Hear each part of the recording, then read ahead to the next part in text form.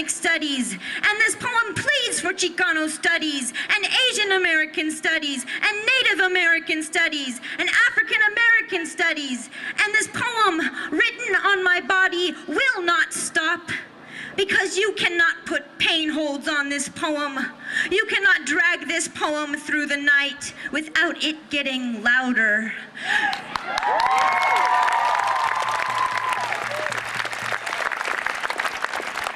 You cannot put handcuffs on this poem without it getting stronger. You cannot arrest this poem without it growing bolder. I wanted to give you a poem, but I offer you my body instead. What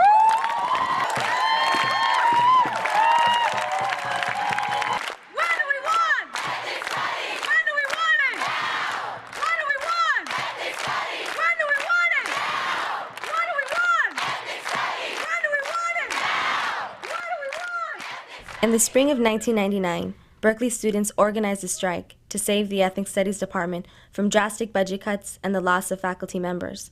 We organized this movement under the banner of TWLF, drawing our name from the original Third World Liberation Front, which fought for the creation of a Third World College at the University of California at Berkeley in 1969.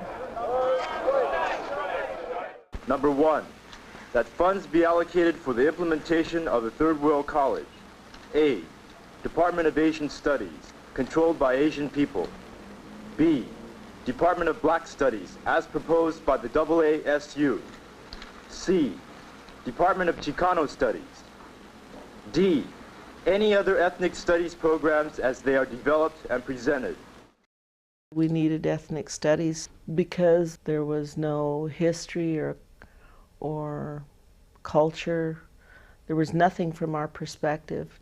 It was only from the perspective of the European point of view. Through ethnic studies, TWLF called for an education which reflected both the histories and contemporary realities of people of color in the U.S., and an education that would prepare students for the general service of their respective communities as teachers, community leaders, and citizens. This call took the form of a prolonged student strike, which was influenced by protest and liberation movements throughout the world. For the first time in the history of womankind and mankind, we had youth emerging as protagonists in the human drama of revolutionary struggle. It was a historical moment that was very unique, not only in the history of our country, the USA, but also the world. I mean, because there was not only a youth rebellion here in this country, this part of the world, but it was all over the world, in Africa, Latin America, Europe, Asia, you name it, it was happening.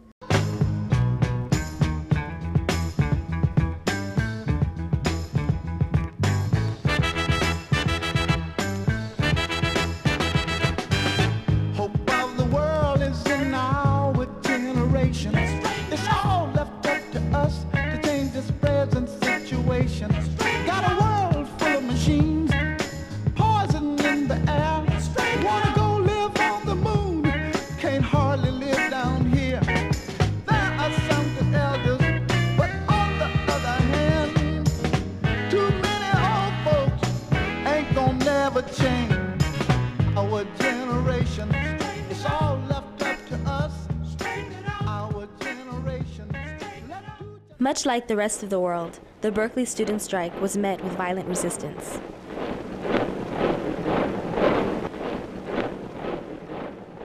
There was a long strike that occurred, 10 weeks, the longest, costliest, most violent strike in the history of UC Berkeley.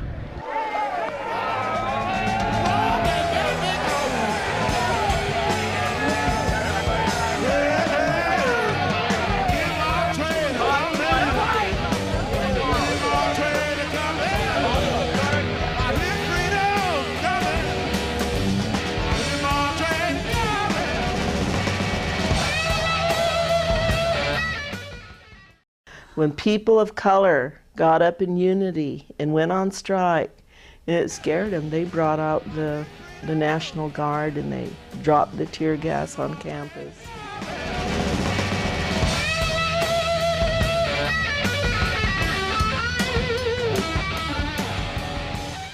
At the end of a long 10-week strike, the Department of Ethnic Studies emerged, challenging the traditional mode of education by bringing community into the curriculum. The World Liberation Front strike and the movement for ethnic studies changed that educational environment, and opened it up, saying, hey, we want to be included. Not only do we want to be included, we want to be able to be the ones that write history,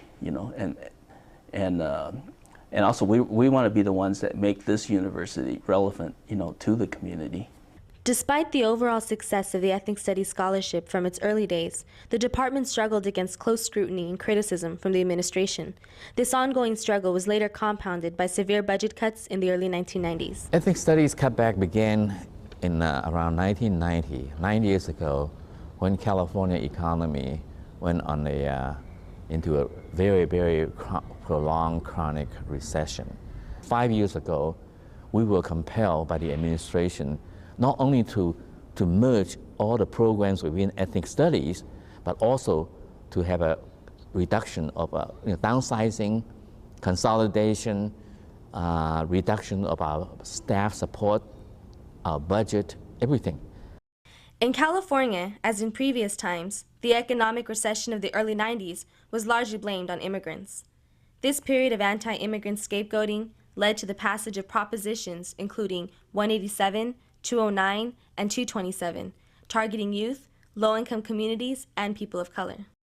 As you can see with the recent backlash against immigrants and people of color communities in California, as you can see with 209 and 187, it speaks to a continuing need for something like ethnic studies to exist, because it provides a space for people today to come in to the educational institution like UC Berkeley and develop a critical analysis of things like inequality, race relations, and things like that, so they could have a better understanding of the experiences of people of color to fight against things like Proposition 187 and 209 and propositions that might be coming up soon, so they could work for the benefit of their communities today. Because I'm a legal alien. To understand something, you usually must act upon.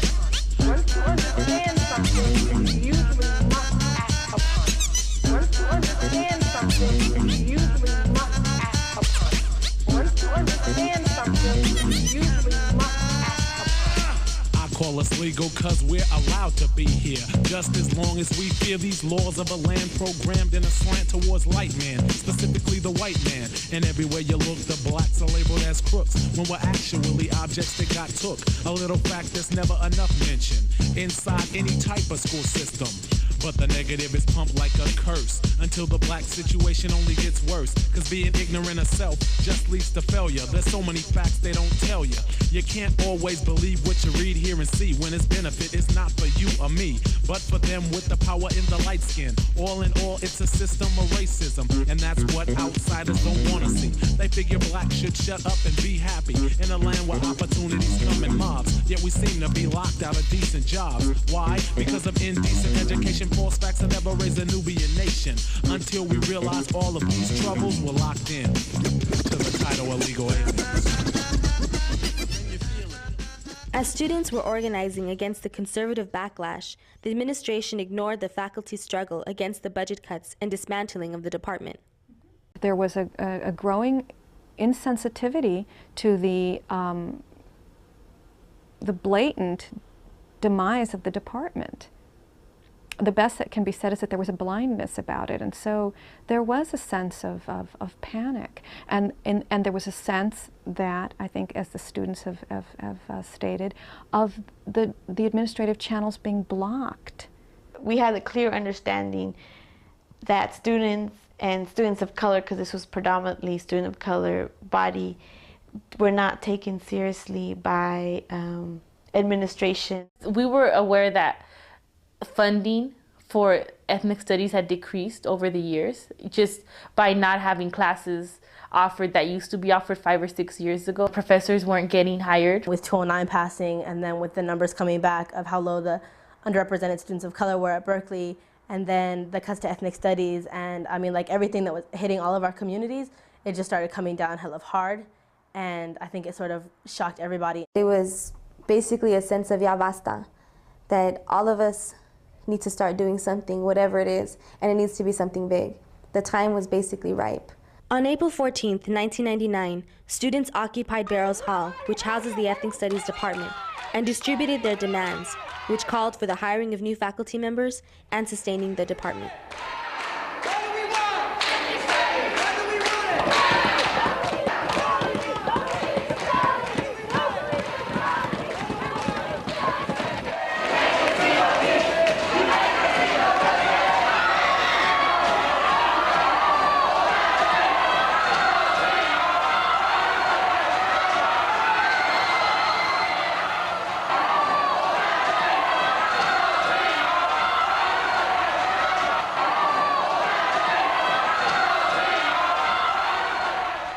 Barrows Hall basically took on a life of its own. It was something that gathered an entire campus community together. To demonstrate the commitment and dedication to this cause, people were on Sproul Plaza every single day at noontime, ready for whatever, ready for a sit-in, a protest, a rally, an occupation, whatever it was. People were basically down for whatever.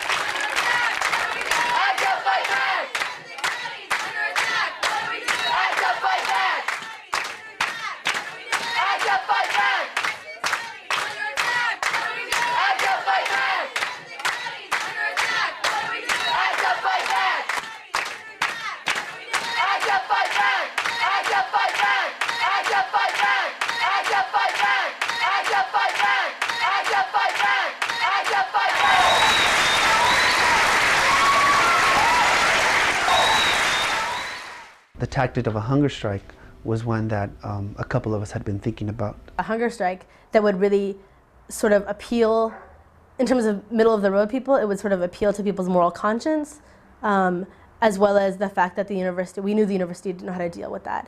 And because Berdahl is such a public figure and has always tried to remain such a good guy in the public, knowing that he wouldn't be able to justify starving students on his front step.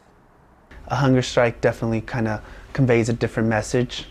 It's really kind of conveying a message that you would give up some part of your life for something else, and it definitely, to other people, it means something else. It means seriousness.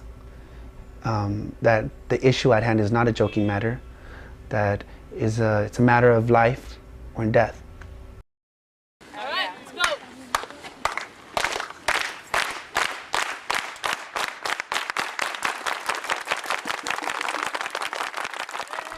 On April 29th, 5 UC Berkeley students and 1 student from San Francisco State began a hunger strike and camped outside California Hall, which houses the Chancellor's office. We don't mind. See, we've been doing it all the time. But if you want us to sacrifice, you will not get it without a price. We don't mind. See, we've been doing it all the time. But if you want us to sacrifice, you got to give something back to life. You think I'm vulnerable to your pressure tactics because I shed a tear, I think there's a lot of well-meaning white folks out there who don't really have the critical analysis of the United States that is offered through ethnic studies. I also think it's important to see the histories of people of color, because we only get one history, and that's the history of white people. And actually it's a very specific history. I never learned my history as an Irish American. Ethnic studies means to me to read a book and to see that it's talking about me, to see that it's talking about other people of color and their real histories. It means to reclaim my space as a woman, as a lesbiana of color here in this country. My parents were both involved in the 60s down in Northridge in establishing Chicano studies down there, and so for me personally it's just ridiculous that something that my parents fought for so that I could benefit from is going to be taken away while I'm still here in college. And so my purpose is that there will be something here for you know, Louise's kids and the kids that are around here, that there will be something. We see this as part of a larger transformation in society that involves, you know, defending bilingual education, not just here, defending the affirmative action, defending the rights of immigrants. The university's mixed up in the corporate game, it's mixed up in the army game, the military game, it's mixed up in, you know, the discrimination, racism, it's mixed up in prison, it's mixed up in prisons, very much so, and the low level of educations offered to our communities in this state is very much a result of money going towards prison. This is connected to a larger change in the overall society. As the hunger strike continued, the administration stonewalled and continued to refuse to negotiate with students. I've told the chancellor this is our university, and he's come back at me saying, no, this is the people of California. But then if he took a moment to think about that, he would see that, yeah, I'm a person of California, and the many other people here, the diverse group of students, the coalition of students, are people of California, and for that matter, the world, and we're shaping that new world to come. And he needs to be held accountable to that. This is a students' university. This is a place that doesn't exist without students, and I think it needs to be clear that he needs to be accountable to students and sit down with students so we can work through and negotiate. We cannot have anarchy with every student believing that they have the right to demand what resources a particular department ought to have. Verdal says he will not negotiate, and when asked if he'd call police in to clear out the camp, he told reporters he would keep his options open. On the 5th day of the hunger strike, at 3 o'clock in the morning, the administration ordered the university police to arrest the students. They brought in a truck full of bike racks and set them up in a barricade in a circle around the camp, and were themselves in a human circle looking like this. If you do not leave, you will be arrested and transported to the Alameda County Jail. The police officers were got on their bullhorn. So this is an illegal gathering. You're trespassing. I don't remember what they said. Please make informed decisions about your actions. And we would shout and drown them out, and whistle and. United, we'll never be divided. The people united, we'll never be divided. The people. Walk on your own.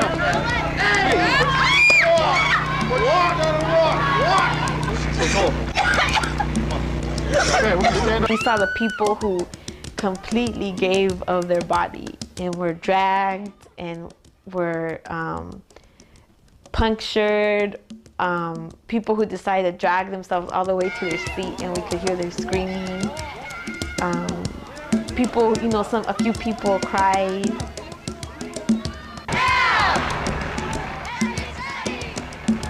When the buses were leaving, people would get in front of them.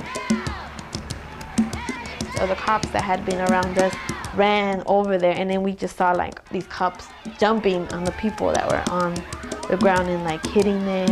And we were amazed at that, that they also sacrificed themselves to protect us.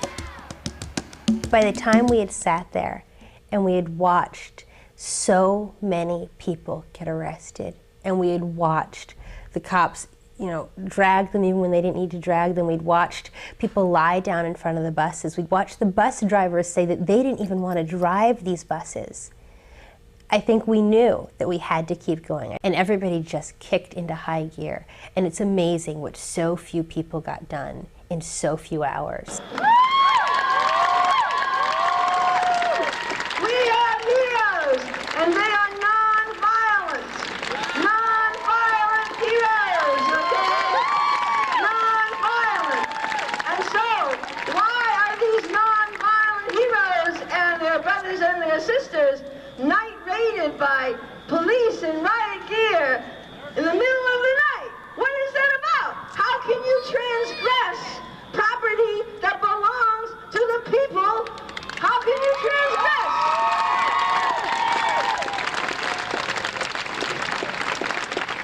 This is our school.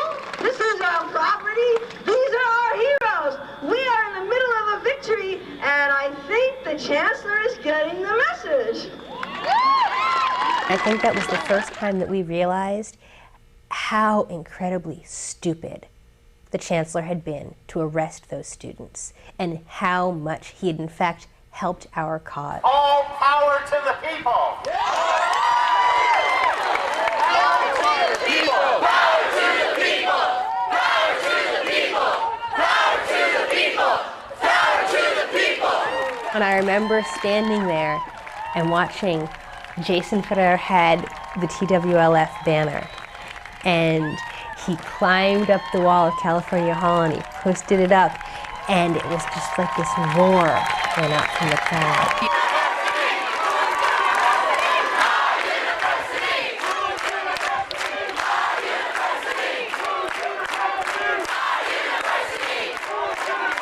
After they arrested over 80 people, and the next day, 1,000 people came out.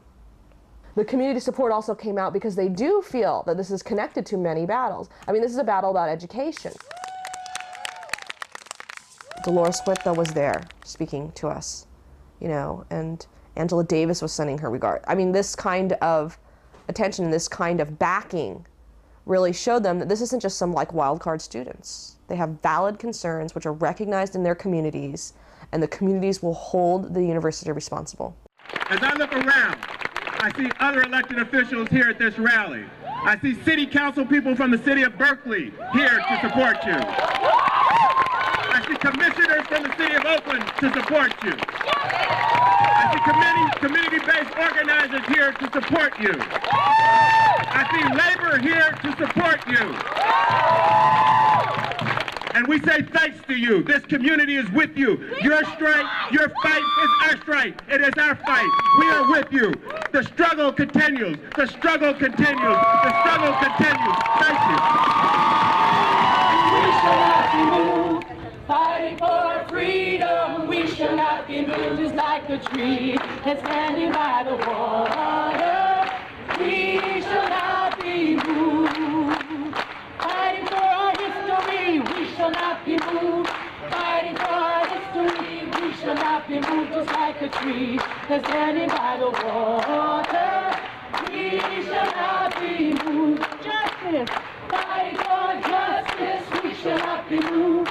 Fighting for justice, we shall not be moved. Just like a tree standing by the water, we shall not be moved. Ethnic studies. Fight for ethnic studies, we shall not be moved. Fight for ethnic studies, we shall not be moved. Just like a tree standing by the water, we shall not be moved. Knowledge, fighting for knowledge, we shall not be moved. Fighting for knowledge, we shall not be moved. Just like a tree standing by the water, we shall not be moved.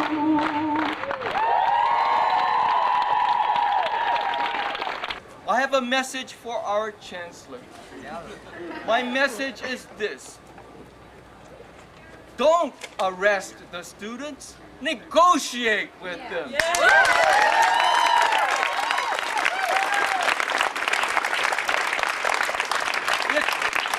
If you decide to arrest the students, you will also have to arrest me.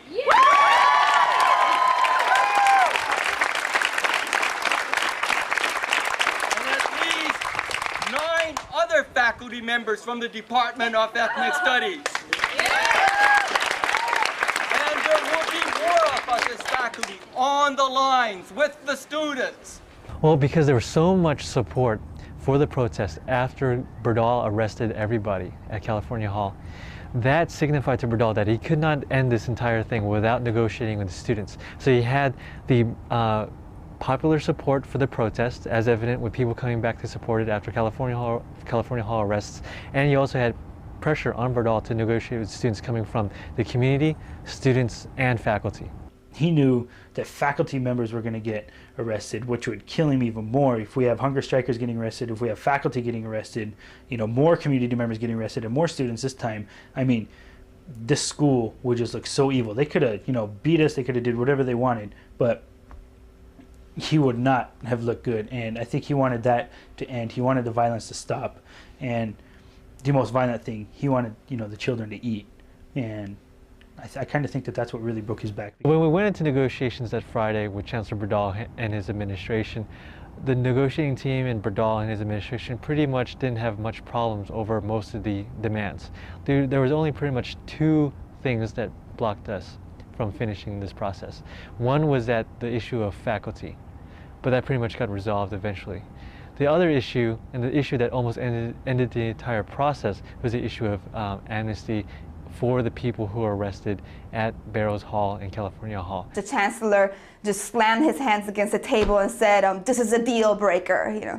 And that was the moment when power just revealed itself barefaced. So Chancellor Berdahl and the administration had to understand that the negotiating team had to go to everybody who was camping out and waiting for us in front of California Hall, and we had to talk with them about this issue of arrest. And we left the negotiations knowing that we had won something, that we had gone in there with a very clear plan that they stuck to almost point by point, and that we had gone in there with the upper hand knowing that a community was out there waiting for us, that we weren't there alone, that wasn't our agreement. As we were walking down the hill, we saw the large crowd, and some of us got excited and we started chanting. When the crowd saw us chanting, they started chanting as well.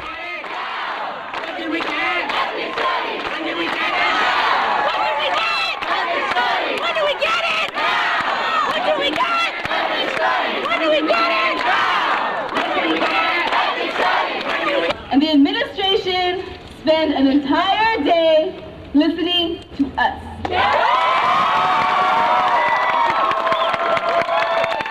All we have to do now is we need to confer with the hunger strikers. Because it is because of them that all of us are here. It's because of them that we were able to get that meeting with Chancellor Berdahl and the administration, and it's because of them that we are going to have a victory.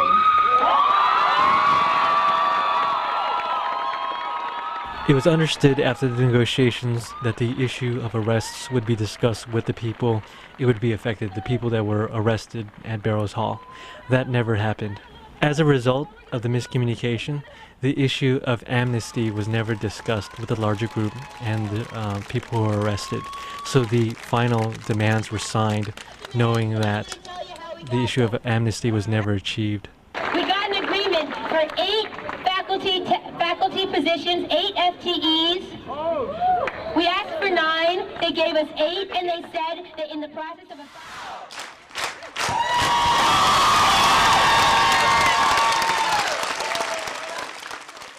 This has been the best class I have ever taken at Cal.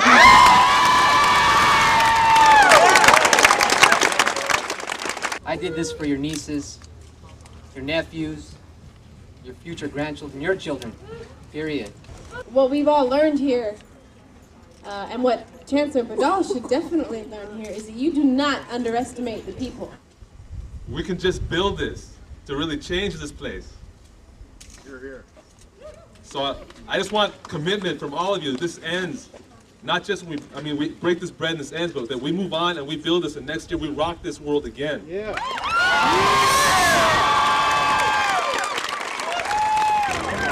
running from the power of the people, because the power of the people don't stop. Ain't what? Ain't no running from the power of the people, because the power of the people don't stop. Ain't what? Ain't no running from the power of the people, because the power of the people don't stop. Ain't what? Ain't no running from the power of the people, because the power of the people don't stop. Ain't what? Ain't no running from the power of the people, because the power of the people don't stop. Ain't no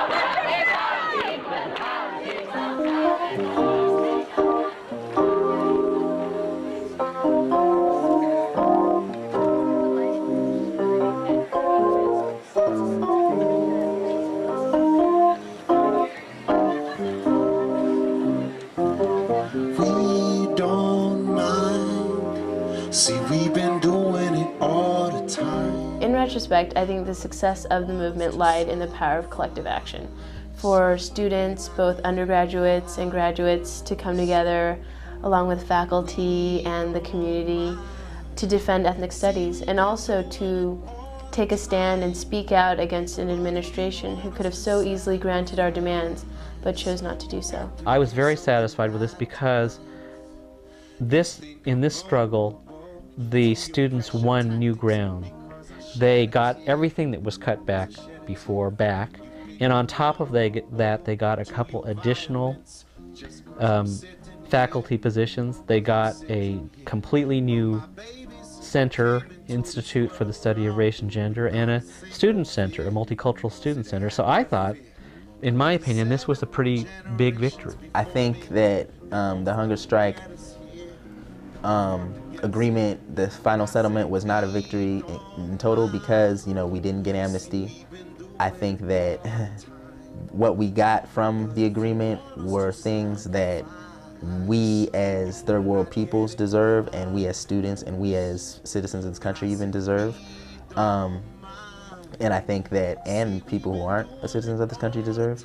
And I think that what we did get and what we did to get it, the process of the hunger strike and our protest, you know, for that time, wasn't done in a way where we were asking for things that would shake up how people think about the system. We won a few battles within a campaign, and many battles preceded us, many battles will follow, and we need to keep struggling at whatever site we can, whether it be in the committees that were formed, organizing the community, putting our bodies on the line in the street, whatever it takes, we need to continue to struggle. It's not a one-time thing, and I'm confident about the fact that we will be there and that community will be there. I say we don't mind, see we've been doing it all the time, but if you want us to sacrifice, you will not get it without a price. And I say we don't mind, see we've been doing it all the time, but if you want us to sacrifice, you got to get something back to life. Can I get a soul clap, y'all? I said, people, if you hear me now, I want you to say na na na na na. Come on, people, if you hear me now, I want you to say na na na na. Come on, people, if you hear me now, I want you to say na na.